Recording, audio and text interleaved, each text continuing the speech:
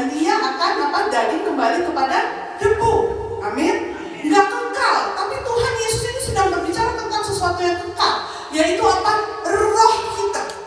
Roh kita nanti dalam kembali kepada tahta pengadilan Kristus, belum ke surga, saudara. Jangan buru-buru. Entah kalau saya mati saya ke surga, jangan salah. Ke Firdaus dulu tempat penantian, habis itu ada tahta pengadilan Kristus, baru ke surga. Jangan di skip. Saya nanti mati karena saya percaya Tuhan, ke surga. Karena percaya tapi gereja nggak pernah, pelayanan nggak pernah, ngaku Kristen ya semua bisa KTP Kristen. Tetapi saudara-saudara, kita berbicara tentang roh, tentang rohani, apa yang tidak kelihatan tapi kekal. Amin. Di roh, dalam roh kita, pada saat penyiksaan kita akan tahu dengan jelas apa dosa dan kesalahan kita. Dan di situ ada tahta pengadilan Kristus. Oleh sebab itu bersyukur kita saat ini masih diberi kesempatan oleh Tuhan. Amin. Masih diberi kesempatan untuk jadi lebih baik, untuk meningkatkan rohani kita, untuk melayani Tuhan, bukan karena Tuhan butuh kita. Nggak saya khotbah juga Tuhan nggak rugi, saudara. Amin. Saya nggak pelayanan juga Tuhan nggak rugi. Tapi yang rugi kita kalau kita nggak melayani. Bukan karena kita melayani di panggung aja, tetapi kita melayani dalam kehidupan sehari-hari.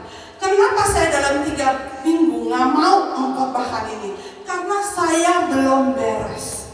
Karena saya nggak mau melayani. Saya harusnya jadi contoh. Ada orang yang menyakiti saya, kemudian saya marah.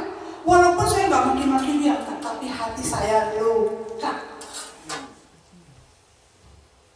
Itu yang lebih dalam, saudara.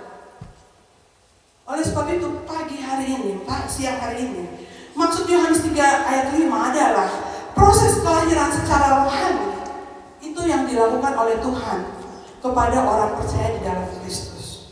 Dan proses ini dilakukan oleh Kristus mempunyai 3 akibat. Yang pertama, proses kelahiran baru yang dilakukan oleh Tuhan Yesus dalam hidup kita, teladan Tuhan Yesus adalah yang pertama, proses kita jadi benar di hadapan Tuhan. Yang kedua, proses kita itu jadi benar di hadapan manusia. Yang berikut, proses kita itu jadi benar di hadapan dunia.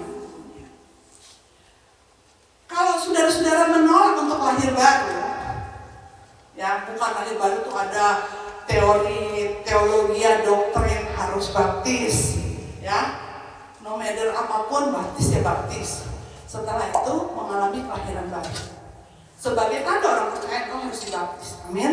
Itu Alkitabiah loh, bukan saya ngomong. Tetapi setelah dibaptis, baptis itu hanya sebagai